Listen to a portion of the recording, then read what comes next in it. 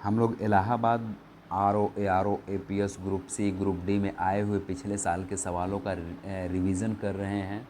उसी कड़ी में हमारी ये तीसरी वीडियो है हिंदी का, जिसका जो संधि चैप्टर से आगे हम पढ़ेंगे। रिवीजन कर रहे हैं, बेसिकली हम ये नहीं देख रहे हैं कि इसमें नियम क्या कहता है, इसमें क्या कहता है, इसमें आए हुए सवालों को बस हम देख रहे हैं। तपोवन का संधि विच्छेद क्या होगा, तो ये होगा तपवन होगा। लेकिन देखिए जो सबसे मतलब एप्रोप्रिएट टाइप का जो लग रहा है वो है तपोवन लग रहा है, लेकिन तो ये तपवन होगा। धर्म और आत्मा होगा इसका संधि विच्छेद। सूर्य और अस्त होगा इसका संधि विच्छेद। उच्चारण का उच्च और आचरण होता है। उच्च वो डी ऑप्शन है। उत और चारण है, उच्चारण है, उच्चारण हो। एक्चुअल में उसको पढ़ते भी उच्चारण ही है कहीं कहीं। अछौहिड़ी का सही संधि विच्छेद क्या होगा, तो अछौहिड़ी के अछ उहड़ी होता है।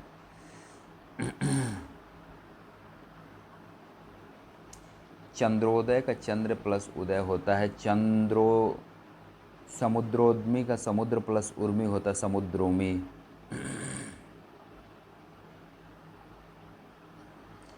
निम्नलिखित में से कौन से शब्द स्वर संधि के उदाहरण है, तो वो है परमार्थ हैं, कपीस हैं, क्या है, और रत्नाकर है। जगदीश और तल्लीन नहीं है। तो कौन से स्वर संधि के उदाहरण है? स्वर संधि के उदाहरण में क्या होता है, जबकि कह रहा उपयुक्त विकल्पों में कपीस रत्नाकर शब्द दीर्घ स्वर संधि के उदाहरण है।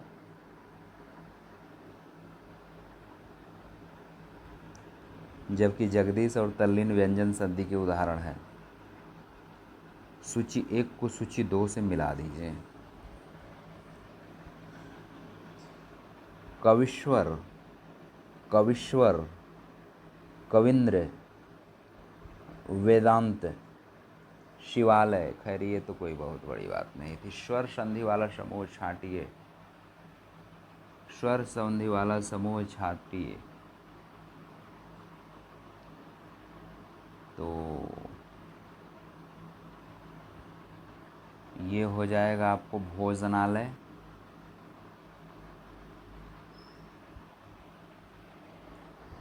ए हो जाएगा, तो ए है, तो ए है, तो ए है, तो हमारा ए और डी ऑप्शन ख़त्म हुआ है। तो बी तो होगा ही। बी क्या है, सदैव, और बी होगा भी महेंद्र। डी भी होगा, तो ए बी डी। हमें जहाँ तक लगता है मेरा ऑप्शन बी होना चाहिए। हाँ ठीक है। कह रहा है भोजनालय, भोजन प्लस आलय दीर्घ संधि की ये विच्छेद है। सदैव सदा प्लस एव वृद्धि संधि के है।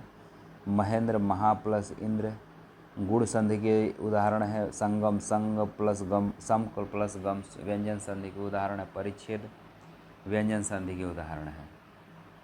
निराशा शब्द में निम्नलिखित में से कौन सी संधि है, तो निराशा में विसर्ग संधि है।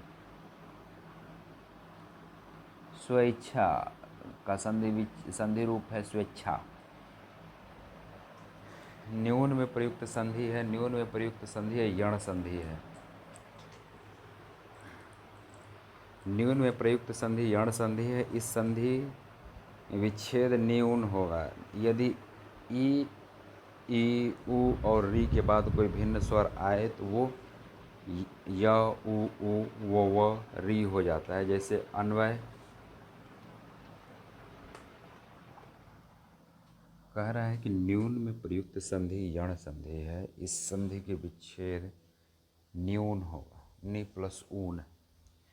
यदि छोटा ई, बड़ी ई, छोटा ऊ और री के बाद कोई भिन्न स्वर आए तो छोटी ई, बड़ी ई का ई आधा य, उ और बड़ा यू का व।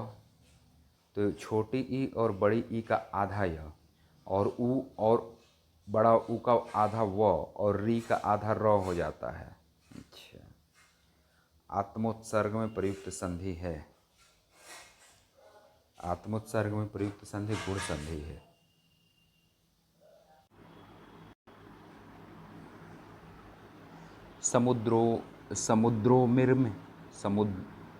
समुद्रोमी में कौन सी संधि है? तो समुद्रोमी में गुण संधि है।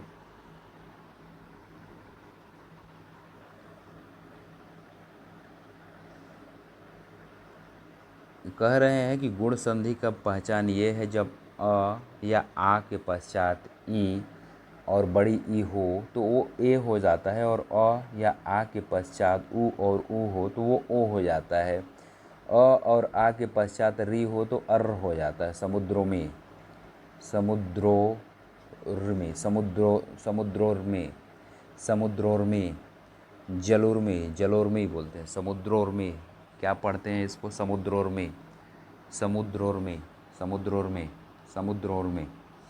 चंद्रोदय, चंद्रोदय, चंद्रोदय में प्रयुक्त संधि है। चंद्रोदय में प्रयुक्त संधि है गुण संधि है। क्यों? चंद्र और उदय होगा। अप ईंधन का संधि रूप है क्या है?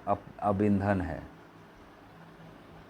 भोजनालय में प्रयुक्त संधि है। भोजनालय में प्रयुक्त संधि दीर्घ संधि है, क्योंकि भोजन प्लस आलय होता है, इसका अ प्लस आ मिलकर के आ बन जाता है, अतः इसे दीर्घ संधि करते हैं। बृहत टिम्भिम, बृहत टिम्भिम का संधि रूप क्या है? बृहत टिम्भिम का संधि रूप है, बृहत टिम्भिम का संधि रूप है बृहत, बृहत्ति टिभ होता है। संधि रूप क्या है? बृहत टी भी होता है, तो डबल टी होगा, ए होगा, बृहत टी होता है। गंगोर्मी में प्रयुक्त संधि क्या है? गंगोर्मी में प्रयुक्त संधि गुण संधि है। मृन्मय का संधि विच्छेद है। मृन्मय का संधि विच्छेद क्या है? उन्नति, सतमार्ग सन्मार्ग होता है। वाक्मय वानमय, चित्त का मय चिन्मय होता है। पशु अधम का संधि रूप क्या है? पार्श्वधम होता है। अन्वित का संधि विच्छेद क्या है? अनुवित होता है। अनुवित, अनु प्लस इत होता है, अन्वित होता है।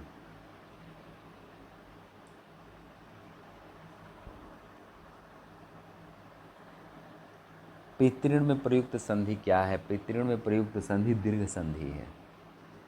शयन में प्रयुक्त संधि क्या है? तो शयन में प्रयुक्त संधि क्या है? अयादि संधि है।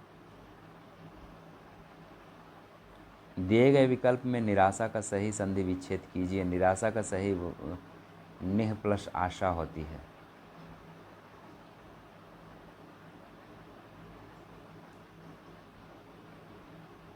अधोपतन, अधः पतन होता है। यशोदा का यश और यशः दा होता है। पयोदः। दिए गए विकल्पों में से प्रत्येक का सही संधि विच्छेद कीजिए। प्रति एक का प्रत्येक होता है। महोजस्वी में प्रयुक्त संधि क्या है? वृद्धि संधि है। उपेक्षा में प्रयुक्त संधि क्या है? गुण संधि है। गिरेंद्र में प्रयुक्त संधि क्या है? दीर्घ संधि है। गिर प्लस इंद्र, गिरी प्लस इंद्र को गिरेंद्र बोलते हैं। गिरी प्लस इंद्र को गिरेंद्र बोलते हैं। तो ई प्लस ई मिल के बड़ा ई बना है। गायक में प्रस्तुत संधि क्या है? तो गायक में अयादि प्रस्तुत संधि है।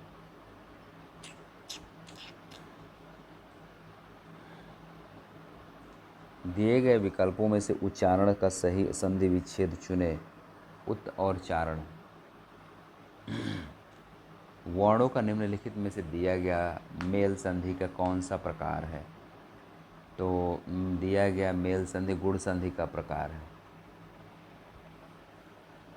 अहोरात्र शब्द का संधि विच्छेद निम्नलिखित में से चुनिए। अहोरात्र का संधि विच्छेद अहन प्लस रात्रि है। तभी से संधि का सही संधि विच्छेद क्या है? तौ अल इश। निम्नलिखित में से सही विकल्प चुनिए। अच अंत, अचंत होता है, अचंत होता है। बी ऑप्शन अजंत होगा। बाप रे बाप, अजंत होगा। किसी वर्ग के पहले क, च, ट, त, प का मेल किसी स्वर अथवा किसी वर्ग के तीसरे वर्ग ग, ज, ड, द, ब या चौथे वर्ग झ, ढ, ध, भ अथवा अंतःस्थान व्यंजन य, र, ल, व से होने पर वर्ग का पहला वर्ण अपने ही वर्ग में तीसरे वर्ग ग ज ड द में परिवर्तित हो जाता है। Oh my God. महाशय का संधि विच्छेद क्या होगा? तो महाशय का संधि विच्छेद महा और आशय होगा। उच्छ्वास का संधि विच्छेद क्या होगा? उत्वास होगा। वागीश का संधि विच्छेद क्या होगा? वागीश का वक और इश होता है, वागीश होता है। संधि विच्छेद कीजिए पुस्तक और आलय।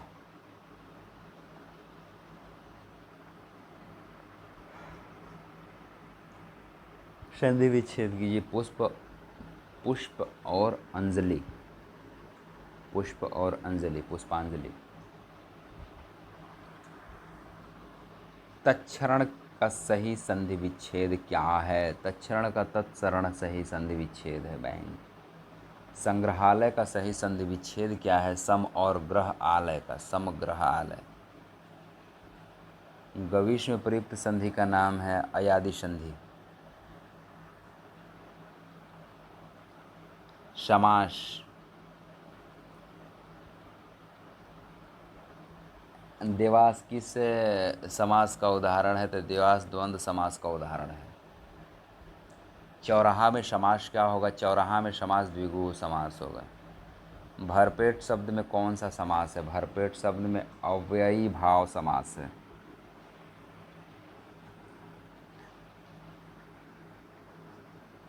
मदान्ध। इस समस्त पद का विग्रह क्या होगा? ए मद से अंध होता है। समस्त पद समक्ष शब्द का विग्रह होगा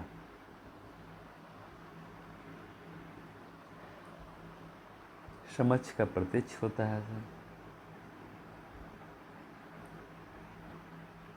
दिए गए समस्त पद समक्ष का विग्रह अच्छी और सामने होगा, अतः यह अत्ययी भाव समास का उदाहरण है। जिस समास में पूर्व पद की प्रधानता हो और समासिक पद समस्त पद अवयव हो जाए अव्ययी भाव समास कहलाता है। जिसे प्रत्यक्ष प्रत्यक्ष अच्छी के प्रति आगे प्रत्यक्ष होगा। निधड़क बिना धड़क के परक्ष अति के पक्ष।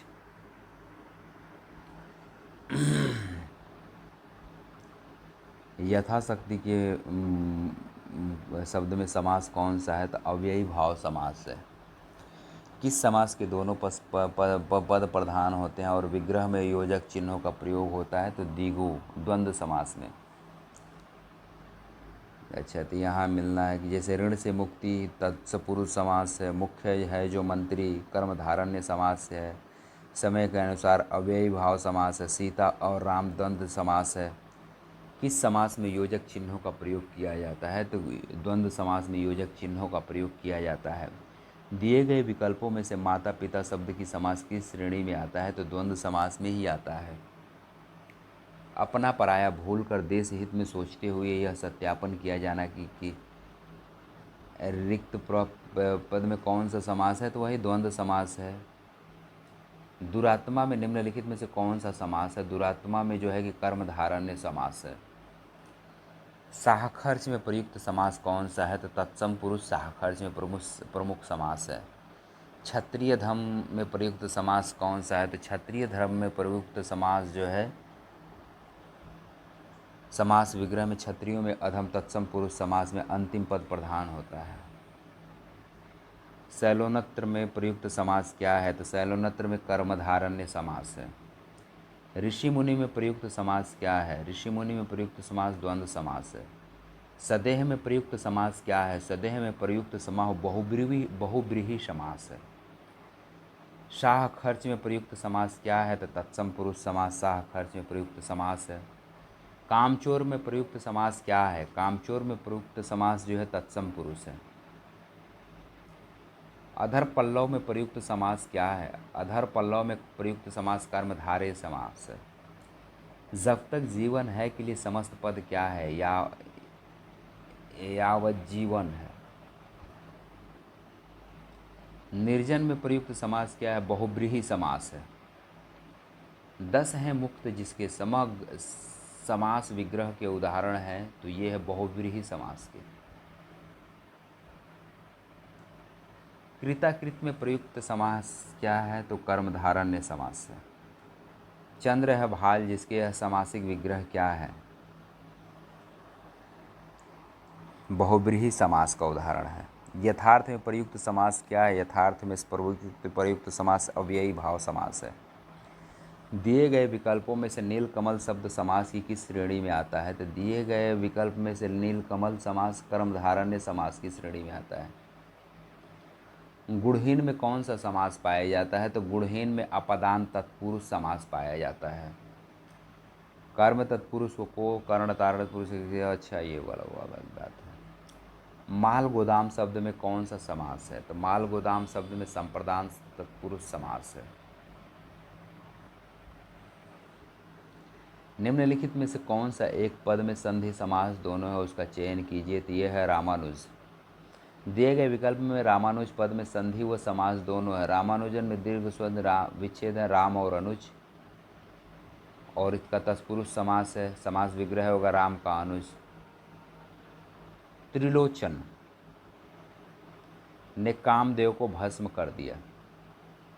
त्रिलोचन सही में समास का चयन कीजिए। तो वो है बहुब्रीहि समास है त्रिलोचन का। धर्म प्राण के पद का विग्रह निम्नलिखित में से चुनिए। तो ये धर्म ही प्राण है जिनके वह। नील है कंठ जिसका, शिव का। भाई बहन में कौन सा है? तो द्वंद्व समास है। शास्त्र प्रवीण शब्द किसका समास है? तो शास्त्र प्रवीण शब्द तत्सम पुरुष समास का है। दशानन में कौन सा समास है? दशानन में बहुब्रीहि समास है। ऋण मुक्त में कौन सा समास है? तो ऋण मुक्त में अपदान तत्सम पुरुष समास है। निम्नलिखित में से अव्ययी भाव समास किसमें है? यथासंभव में है। घुड़दौड़ का समस्त विग्रह बनाइए। घोड़े की दौड़ होगा।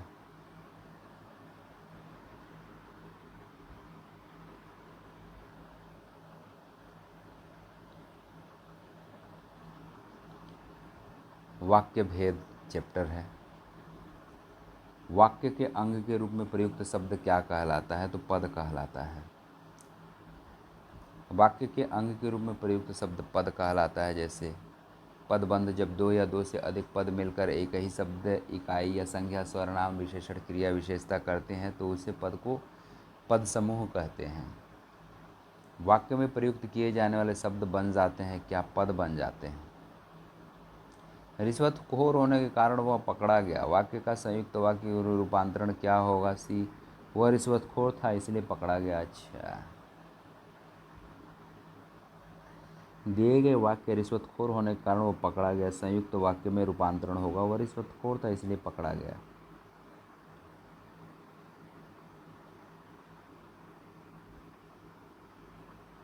कह रहा है संयुक्त वाक्य बनाने के लिए और, लेकिन, इसलिए नहीं, फिर भी शब्द का प्रयोग होते हैं। तो ये शब्द आप याद रखिएगा। और इसमें क्या है? जो रिश्वत ली है, जब उसने रिश्वत ली तब वो पकड़ा गया। जो रिश्वत खोर होगा वो पकड़ा जाएगा नहीं। इसमें कोई ज्वाइंटर नहीं था। वह मेरा पड़ोसी है। जिसने लाल कमीज पहनी है वो मेरा पड़ोसी है। तो इसका है लाल कमीज वाला मेरा पड़ोसी है। तो दिए गए वाक्य में जिसने लाल कमीज पहनी है मेरा पड़ोसी है, लाल कमीज वाला मेरा पड़ोसी है।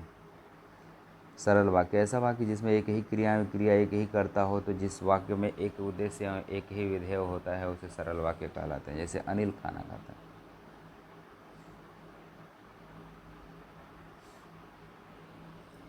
सामने के मकान में रहने वाली सुशीला अत्यंत मेधावी छात्र है। क्रिया विशेषण पदबंध।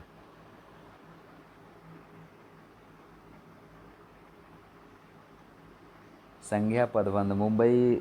मुझे मुंबई वाली ट्रेन से जाना है। सर्वनाम पदबंध। बहुत बोलने वाले आज तुम चुप क्यों हो? विशेषण पदबंध। मैंने कई नई कार खरीदी है। क्रिया पदबंध। आप वहाँ जाकर बैठिए। संकटों ने उसे हर तरह से घेरा है किंतु वह निराश नहीं हुआ। संयुक्त वाक्य है।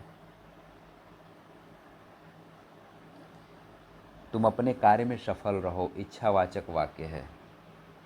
मैंने खाना खाया और मेरी भूख मिट गई, किसका उदाहरण है? विधिवाचक है। मुझे बताओ कि तुम्हारा जन्म कब और कहाँ हुआ, कौन सा उदाहरण है? तो ये है मिश्र वाक्य है। जैसे मुझे बताओ तुम्हारा जन्म कब और कहाँ हुआ था, मिश्र वाक्य है। जिस वाक्य में एक से अधिक उपवाक्य जुड़े हों परंतु उनमें एक प्रधान उपवाक्य हो तथा दूसरा आश्रित उपवाक्य हो, उसे मिश्र वाक्य कहते हैं।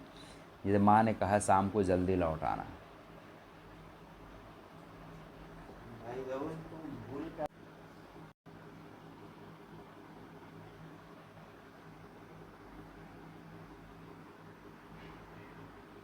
यद्यपि वह हर तरह से संकटों से घिरा था तथापि वह निराश नहीं हुआ, मिश्र वाक्य है।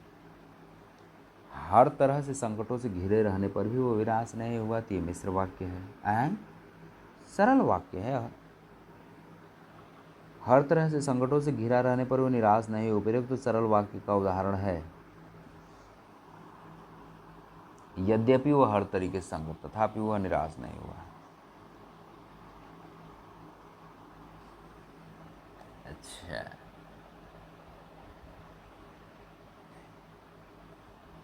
सूर्योदय हुआ और कुहासा जाता रहा, तो ये है संयुक्त वाक्य है। मैंने आम खाया, मैंने आम खाया आसन्न भूत है। मैंने आम खाया वाक्य आसन्न भूत का उदाहरण है। इसे क्रिया की समाप्ति निकट भूत में तत्काल ही सूचित होगी। अर्थ की दृष्टि से वाक्य के कितने भेद होते हैं? तो अर्थ की दृष्टि से वह 8 प्रकार के भेद होते हैं। विधानवाचक, निषेधवाचक, प्रश्नवाचक, विस्मयादिबोधक, आज्ञावाचक, इच्छावाचक, संकेतवाचक। मैंने पढ़ने के दौरान ही खाया था, तो मैंने पढ़ने के दौरान ही आसन्न भूत खाया था। लता ने मुझे चित्र दिखाए, तो निम्नलिखित में से कर्म बताइए, तो चित्र होगा। शेर की तरह दहाड़ने वाले तुम कांप क्यों रहे हो, तो सर्वनाम पदबंध है यह।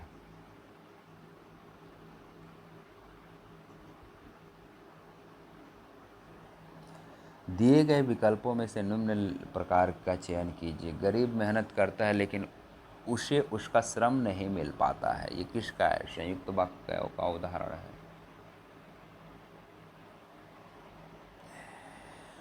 दिए गए विकल्पों में से निम्नलिखित वाक्य का भेद बताइए। आहा, भारत जीत गया, ये है विस्मयादिवाचक है।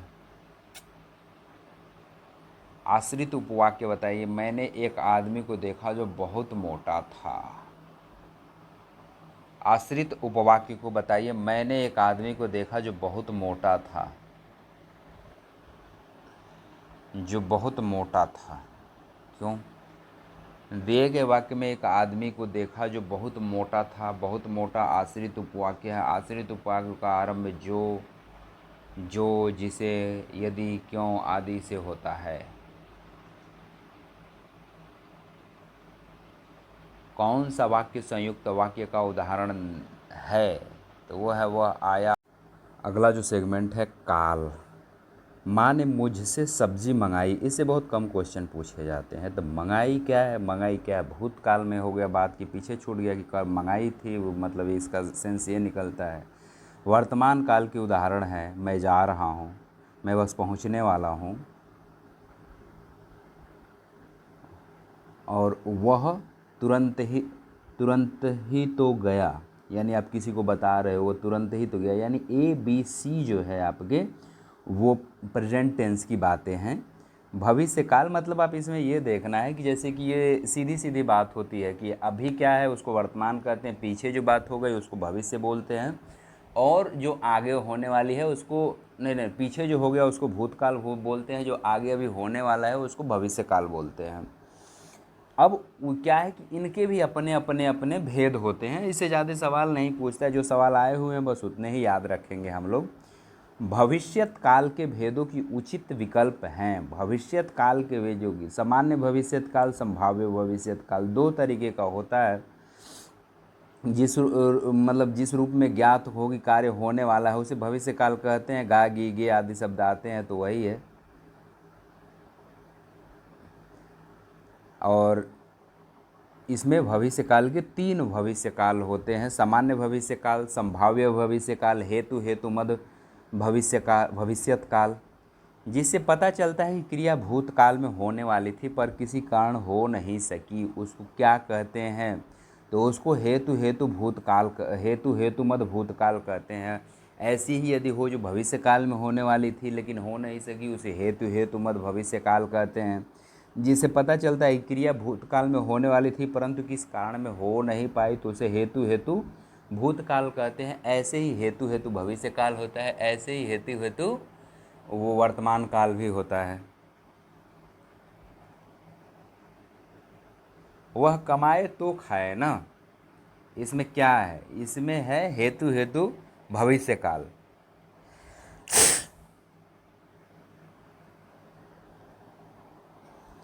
हेतु भविष्य काल है। क्रिया की जिस रूप में भविष्य में होने वाले कार्य का पूरा होना दूसरे कार्य पर निर्भर करता है, वो हेतु भविष्यकालिक प्रक्रिया कहलाती है। जैसे वह मतलब एक कार्य पूरा होने पर ही दूसरा निर्भर कर, जैसे कमाएगा नहीं तो खाएगा नहीं, बनाएगा नहीं तो खाएगा क्या, जो है कि करेगा नहीं तो खाएगा क्या, इस टाइप की जो है, तो वो हेतु भविष्य काल है। वह अभी ईटानगर से चला है, वाक्य में कौन सा है? तो ये आसन्न भूत है। आसन्न भूत क्या होता है? वह अभी ईटानगर से चला है। आसन्न भूतकाल, भूतकाल की वह क्रिया जिससे यह प्रतीत हो कि क्रिया निकट समय में हुई है, उसे आसन्न भूतकाल क्रिया कहते हैं। जो अभी पूरी हुई है लेकिन वो भविष्य काल में भूतकाल में हुई है, तो उसे आसन्न भूत कहते हैं। दिए गए वाक्य का सही काल निर्धारण कीजिए। वह सो रहा था, वह सो रहा था, तो वो क्या होगा? वो भूतकाल में ही हो जाएगा क्योंकि वो पहले सो रहा था। भूतकाल के कितने उपभेद हैं? तो भूतकाल के 6 उपभेद है। सामान्य भूत सीता गई, आसन्न भूत मैं चला हूँ, मतलब अभी अभी हाल फिलहाल में बातें हुई है। पूर्ण भूत वह अभी आया था, वह आया था यानी अब आ चुका है एक तरीके से। अपूर्ण भूत गीता सो रही थी। संदिग्ध भूत तुमने गाया होगा। हेतु मदभूत मैं आता तो तुम जाते ना। और ये हेतु भविष्य में कि वो कमाएगा तो खाएगा ना। दिए गए वाक्य में सीमा गाना कौन सा काल है? तो सीमा गाना गा रही है, तो ये कौन सा काल है? वर्तमान काल है। निम्न भूतकाल का वाक्य कौन सा है? भूतकाल का चिट्ठी भेजी जाती है, चिट्ठी भेजी गई है, चिट्ठी भेजी गई, चिट्ठी भेजी गई, सी ही है इसका ऑप्शन। रिकॉर्ड हो रहा है ना?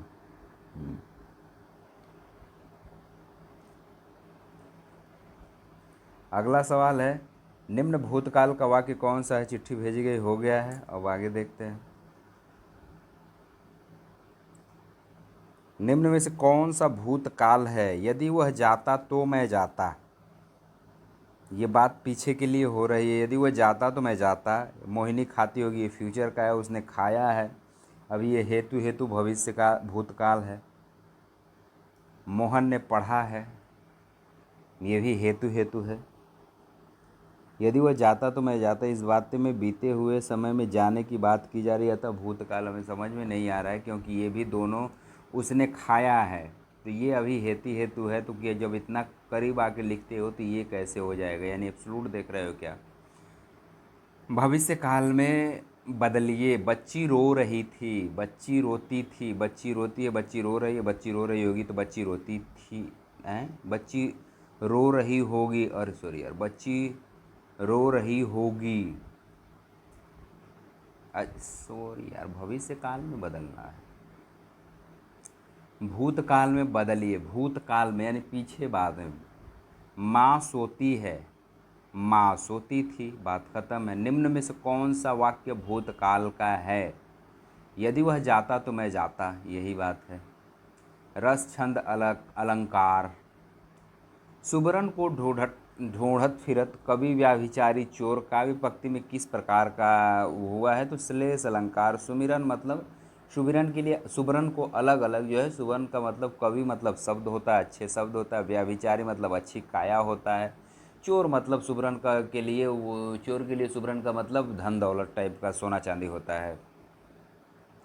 क्या पूजा क्या अर्चना रे, उस असीम का सुंदर मंदिर, मेरा लघुत्तम जीवन रे। ये श्रृंगार रस का है वियोग में।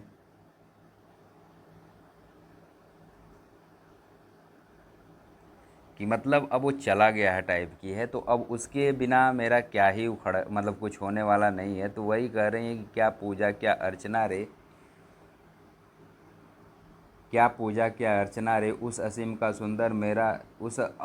सुंदर मंदिर, मेरा लघुत्तम जीवन रे। अब उसकी क्या मतलब, एक होता है ना कि वो है ही नहीं तो मैं उसके बिना क्या ही हूँ। श्लिष्ट पदों से अनेक अर्थों के कथन को क्या कहते हैं? खाली स्थान के लिए उपयुक्त शब्द चुनिए। श्लिष्ट के लिए श्लेष कहते हैं।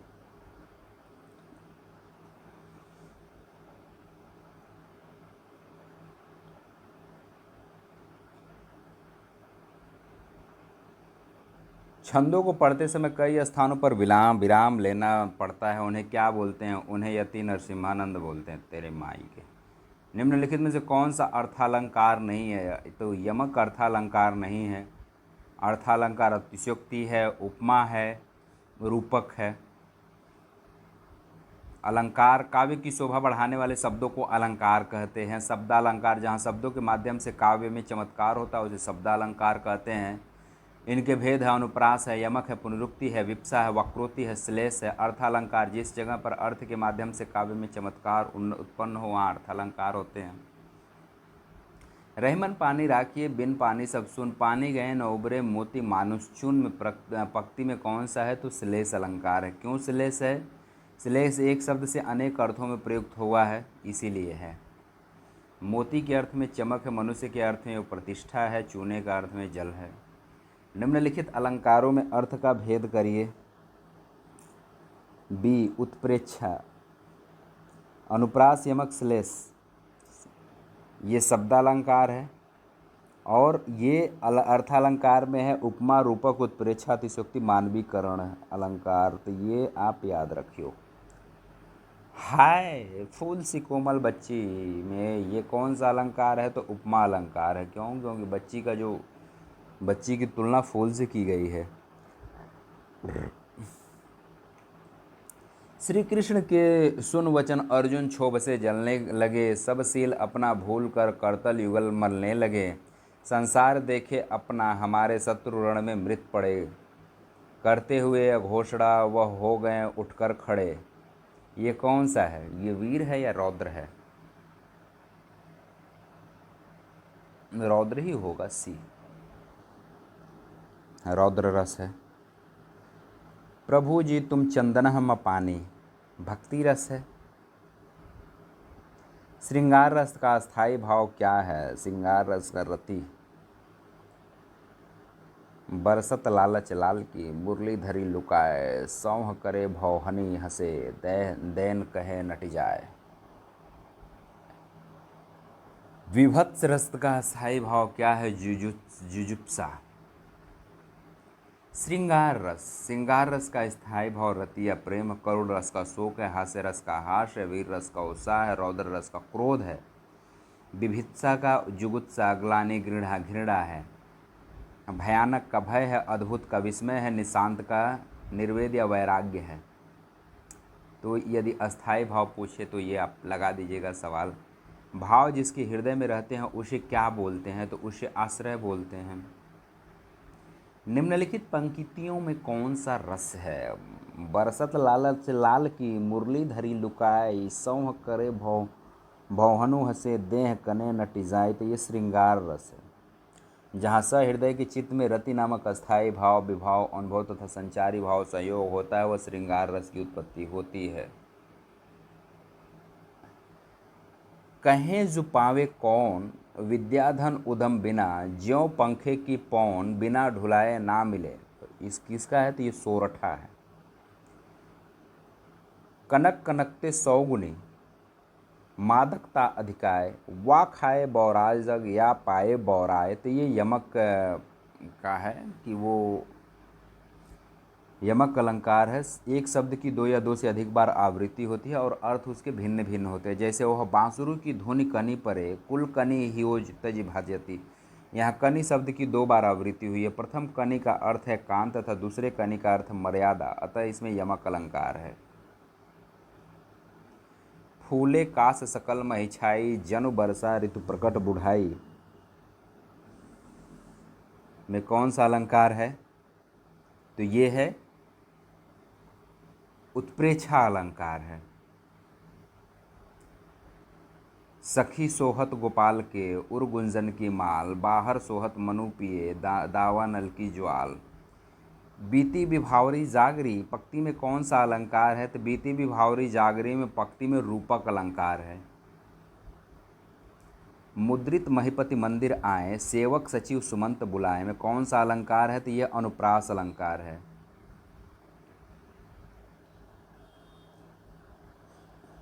रहमन जो गति दीप की कुल कपूत गति सोय बारे उजियारे लगे बढ़े अधेरा होए। प्रस्तुत पंक्ति में कौन सा अलंकार है?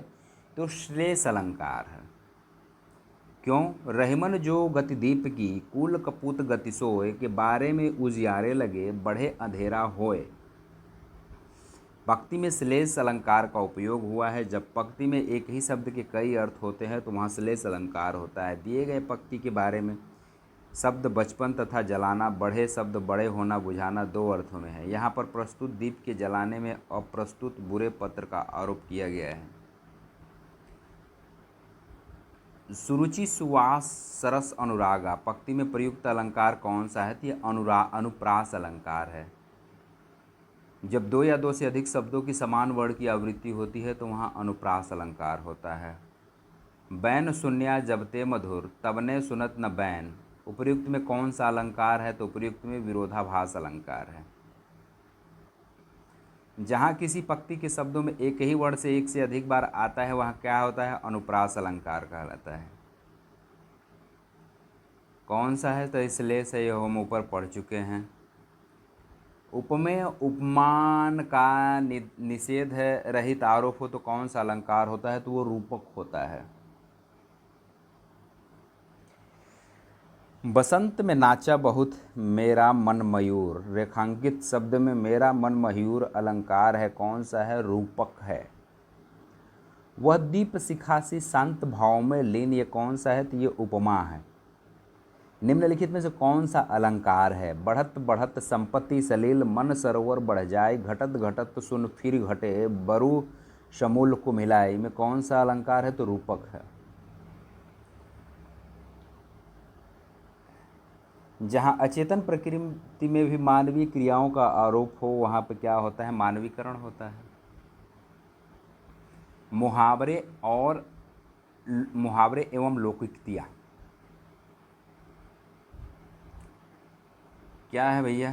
पहला, ढोंगी आदमी चापलूस हुआ करता है। वाक्य में के अनुसार कौन सी लोकोक्ति का अर्थ पूर्ण रूप से है?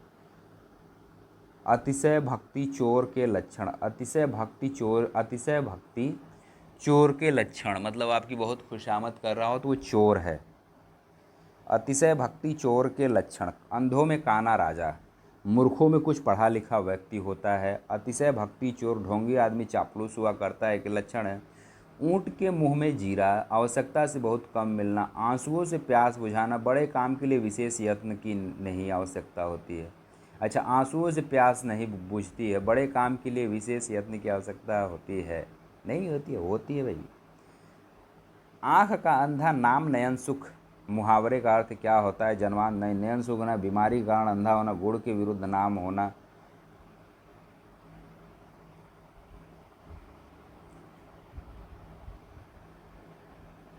उसने गाल बजाने के अलावा किया ही क्या है? गाल बजाना का सर्वाधिक उपयुक्त अर्थ की पहचान कीजिए। अंट संट बोलना नहीं, भला बुरा कहना नहीं, डींगे मारना होगा। चुपके चुपके बातें करना, डींगे मारना। परास्त करना के लिए मुहावरा पहचानिए। चारों खाने चित्त करना, चलता करना, आम के आम गुठलियों के दाम, एड़ी चोटी का जोर लगाना नहीं, चारों खाने चित्त करना होगा। आम के आम घुटनियों के दाम में तो दोहरा लाभ होता है। एड़ी चोटी का जोड़ लगाना बहुत प्रयत्न करना होता है। छोटा मुंह बड़ी बाती का मतलब महाकृपण होना नहीं, बिना कठिनाई के अक्षय होना, अपनी योग्यता से बढ़ के बात करने वाले को कहते हैं छोटा मुंह बड़ी बात होना। हाथ के तोते उड़ाना मुहावरे का सही अर्थ क्या है? शतब्द होना। आग लगनते झोपड़ा जो निकले सो लाभ है। इसमें लोकोक्ति का उपयुक्त उदाहरण क्या होता है? मतलब भागते भूत की लंगोटी भला ही इसका वो है, तो मतलब नुकसान होते होते जो कुछ बचा वही भी बहुत है। तो आप इस तरीके से इसको आप उससे रिप्लेस कर लीजिएगा, तो उससे एक भागते भूत की लंगोटी भली, मतलब डूब तो रही है चीज़ें, कुछ बच गया वही सही है। तो वही है, आग लगनते झोपड़ा जो निकले सो लाभ। एक ही भाव तौलना मुहावरे का अर्थ क्या है? सबके साथ एक जैसा बर्ताव करना है, यही होता है।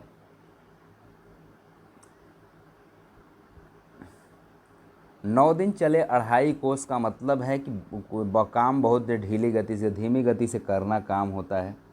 हम इसलिए इसके बाकी उदाहरणों को नहीं देखेंगे कि क्योंकि वो जो है जो आपको कंफ्यूज कर रहे होते हैं। एक तरीके से हम यहाँ याद कर रहे हैं, रिवीजन कर रहे हैं। निम्नलिखित में से घाट घाट का पानी पीने का है कि मतलब जो है कि एक तरीके से तरह तरह के अनुभव प्राप्त करने वाले को बोलते हैं।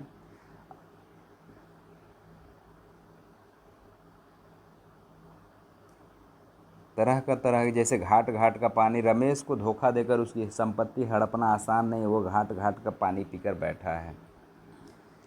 लोकोक्ति छांटिए, सांप निकल गया लकीर पीटते पीटते। पानी पानी होना, हाथी के दांत खाने की ओर दिखाने की ओर। मक्खन लगाना, मान न मान मैं तेरा मेहमान। कैसे होता है? सांप निकल गया लकीर पीटते पीटते, मान न मान मैं तेरा मेहमान। हमें ये सवाल में थोड़ा सा कन्फ्यूजन होती है, मैं इस सवाल को कर नहीं पाता है कि खैर वाक्य के मुहावरे का सही विकल्प समूह क्या होगा। तो दिए गए मुहावरे में सिपाही को देखते ही चोर 9 2 11 हो गया। सिपाही को देखते ही चोर के होश उड़ गए। सिपाही को देखते ही चोर दबे पांव चल लिए।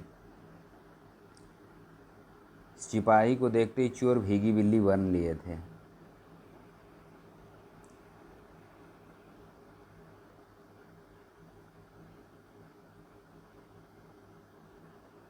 ये तो आप कर ले जाओगे, ये कोई बहुत टफ सवाल नहीं है कि रंग जमाना, धाक जमाना, रूह कांपना, बहुत डरना, मैदान मारना, विजय प्राप्त करना, मुंह फुलाना, अप्रसन्न होना। क्रोध को दर्शाने वाले मुहावरों का सही समूह होगा लाल पीला होना, बहुत क्रोधित होना, खून खौलना, बहुत क्रोधित होना, आग बबूला होना, दांत पीसना, ये सब हो जाएगा। क्रोध वाले मुहावरों का सही समूह होना, लाल पीना होना ज़्यादा गुस्सा होना, पीठ दिखाना तो भागने जाना, खून खौलना ए है, सी है, ए सी क्या है? तो मान के चलिए कि एक ऑप्शन अभी कट गया आपका। आग बबूला होना डी होना, तो ए बी सी, तो अब आपका ये भी ऑप्शन कट गया। दांत पीसना, गुस्से से दांत पीसना, ए सी डी ई, ए सी डी ई, यही ऑप्शन उत्तर आपका होगा। होनहार बीरवान के होते चिकने पात, लोकोक्ति के क्या है? होनहार के लक्षण प्रारंभ से ही प्रकट होने लगते हैं। प्रभाव डालने हेतु मुहावरा क्या है? प्रभाव डालने हेतु रंग जमाना है। दिए गए अर्थ हेतु सही लोकोक्ति चुनिए। काम न काज और बहाना बनाना, मतलब जो है कि नाच न जाने आंगन टेढ़ा टाइप का है।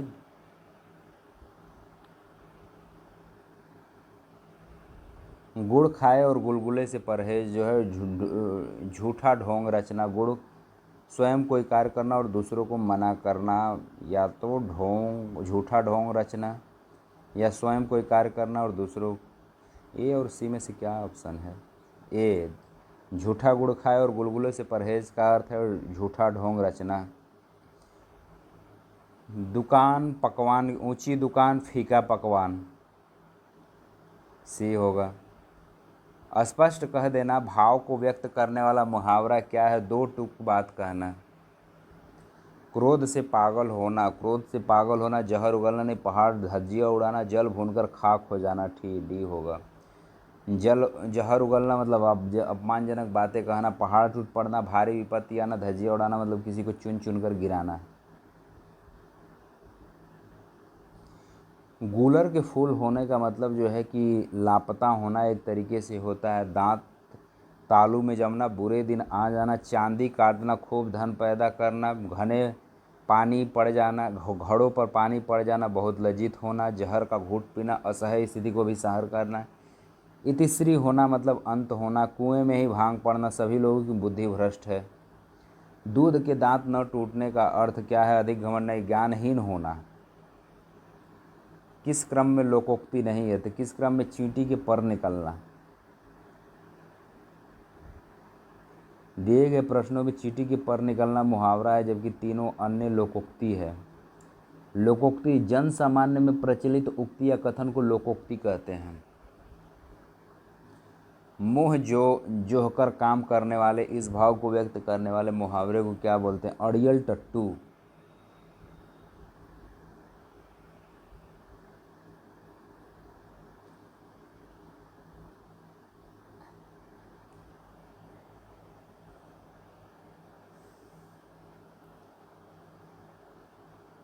मुँह जोह कर काम करने वाले को अड़ियल टट्टू बोलते हैं। अंधा बनना मतलब जानबूझकर किसी बात पर ध्यान न देना। अंधा होना बुद्धि से हीन होना। किसी वस्तु को पाने की उत्कृष्ट लालसा को क्या कहते हैं? तो सिर पर भूत सवार होना।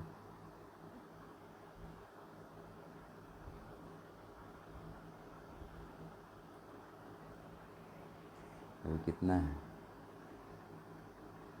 ज़्यादा नहीं।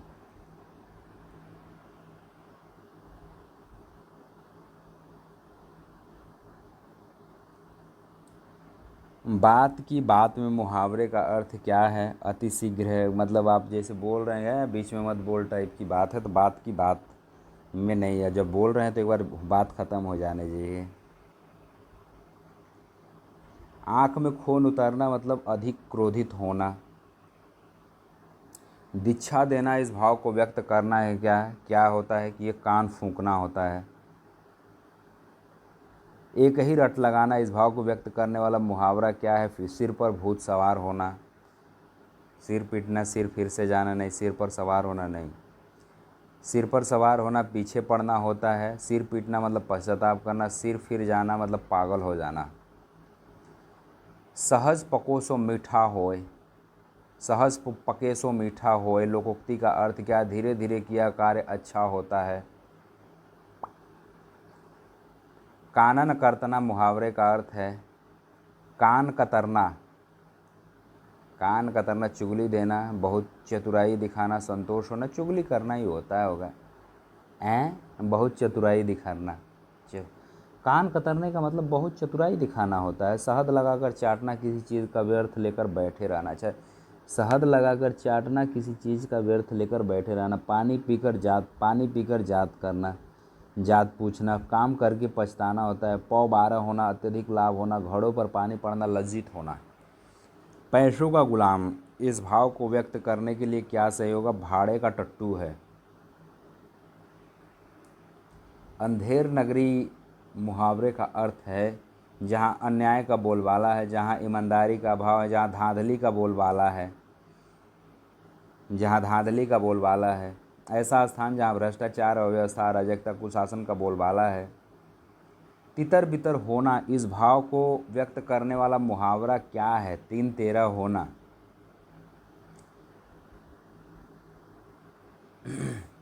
बाजार गर्म होना, काम तेजी से आना।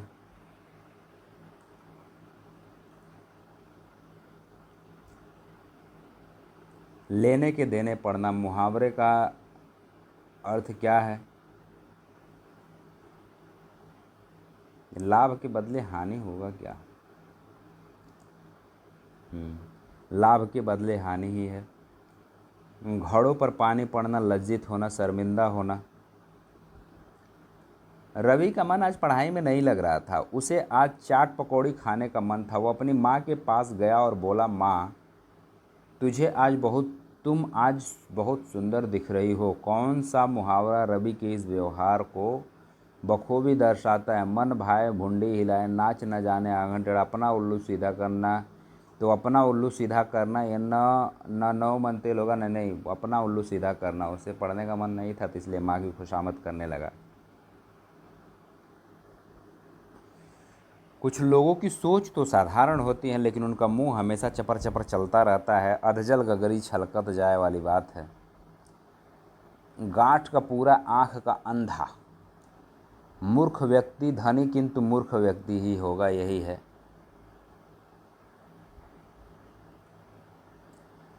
गगरी दाना सूद उतारना। ओछा आदमी थोड़ा धन पाकर इतराने लगता है। गगरी दाना सूद उतारना। असरफी की लूट कोयले पर छापा। असरफी पर लूट कोयले की छापा क्या है? मूल्यवान वस्तु की रक्षा करना और तुच्छ व्यक्ति नहीं, मूल्यवान वस्तु को नष्ट करना और तुच्छ वस्तु की रक्षा करना, ये उल्टा ऊपर लिखा हुआ था।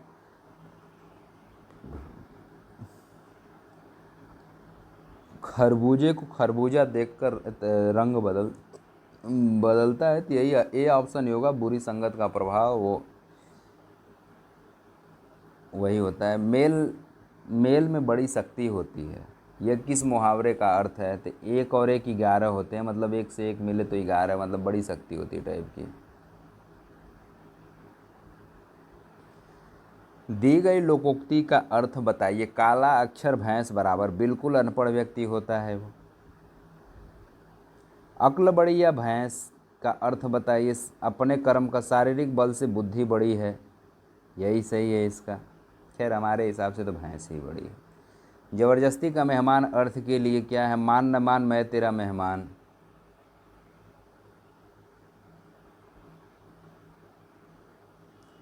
9 2 11 होने मुहावरे का सही अर्थ है क्या है? भाग जाना, वो सबको पता है। अच्छा ये प्रश्न होना लिखेगा, ठीक है।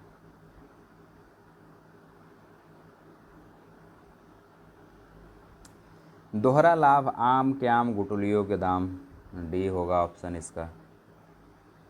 अंधे के बटेर लगना, जो मिल जाए वही काफ़ी है, नहीं, बिना प्रयास की बड़ी वस्तु पाना, भागते भूत की लंगोटी होगा, अंत भला तो सब परिणाम अच्छा तो सब कुछ अच्छा है। बेइज्जत करना मतलब पगड़ी उछालना होता है। मुहावरे का अर्थ लिखिए। उल्टी गंगा बहाना, गंगा के विपरीत काम करना, सी होगा इसका। ऊँट के मुंह में जीरा, आवश्यकता से बहुत कम, ये ही इसका ऑप्शन ऊपर पढ़ चुके हैं। निम्नलिखित में से कौन सा मुहावरा है? ये वाला सवाल मुझसे नहीं होता है। दांत खट्टे करना, मैं मुहावरे और लोकोक्तियों में कंफ्यूज हो जाता हूँ। दुर्गति करना अर्थ को व्यक्त करने वाले के लिए उपयुक्त मुहावरा क्या है? धज्जियाँ उड़ाना, पगड़ी उछालना, नाक रगड़ना, नाको चने चबवाना, नाको चने चबवाना ही होगा। धज्जियाँ उड़ाना तो एक गलती करके बनाना, शायद नाको चने चबवाना, दुर्गति करना। धज्जियाँ उड़ाना दुर्गति करना, जबकि पगड़ी उछालना मुहावरे का उपयुक्त अर्थ, इज्जत उतारना, ठीक है। नाक रगड़ना का उपयोग मिन्नत करना, नाको चने चुबाना खूब तंग करना। अच्छा, खूब तंग करना इसका मतलब होता है। का बरखा जब कृषि सुखाने तब कहा जाता है जब समय पर काम नहीं हो, समय को व्यर्थ गंवा दिया जाता है, समय का लाभ न हो। समय पर जब काम नहीं हो तो इसी को बोलते हैं। तलवे चाटने मुहावरे का प्रयोग तब होता है जब आप चापलूसी करते हो, तब होता है। जब मित्र ने उसका सारा धन हजम कर लिया तो उसकी आंखें खुली, क्या है? होश में आना, सच्चाई समझ में नहीं है ना, होश में आना होता है यार। इस सवाल को देखा जाएगा। खून खौलना मुहावरे का अर्थ क्या? क्रोध से पागल हो जाना।